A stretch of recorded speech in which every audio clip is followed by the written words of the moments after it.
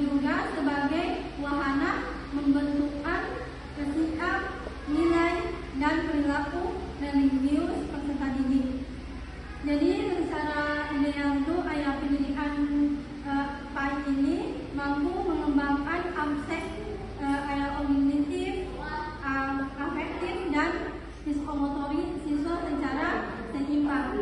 Namun berdasarkan berbagai kajian dan hasil penelitian terdahulu, melaksanakan pembelajaran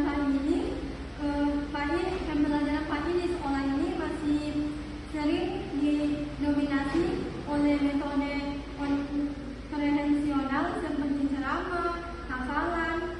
Jadi pendidik ini menyebabkan proses internalisasi nilai-nilai keagamaan. Mungkin secara khususnya itu motivasinya itu ayat ibadah belum secara optimal. Jadi beberapa penelitian menunjukkan bahwa motivasi ibadah siswa itu sangat dipengaruhi oleh kualitas pembelajaran PAI yang diterapkan. Jadi pembelajaran yang bersifat kontekstual, variatif, dan melibatkan kreativitas siswa terbukti oleh efektif dalam menunjukkan kesadaran ibadah. Jadi oleh karena itu terdapat kesenjangan antara konsep ideal pembelajaran PAI dan realitas implementasinya di lapangan. Jadi berdasarkan kondisi tersebut, penelitian ini dipandang penting untuk dilakukan guna menganalisis secara sistematis. Jadi bagaimana pembelajaran pendidikan agama Islam ini berperan dalam meningkatkan motivasi ibadah siswa berdasarkan kajian literatur ilmiah. Baik, lanjut ke bagian rumusan masalah. Berdasarkan latar belakang yang telah dipaparkan, maka rumusan masalah dalam penelitian saya sebagai berikut. Pertama itu adalah bagaimana bentuk dan karakteristik pembelajaran pendidikan agama Islam yang berpengaruh terhadap peningkatan motivasi ibadah siswa menurut kajian literatur. Terus yang kedua itu strategi pembelajaran pendidikan agama Islam, apa saja yang dinilai efektif dalam meningkatkan motivasi ibadah siswa berdasarkan penelitian terdahulu. Terus yang ketiga itu ada faktor apa saja yang mempengaruhi keberhasilan pembelajaran pendidikan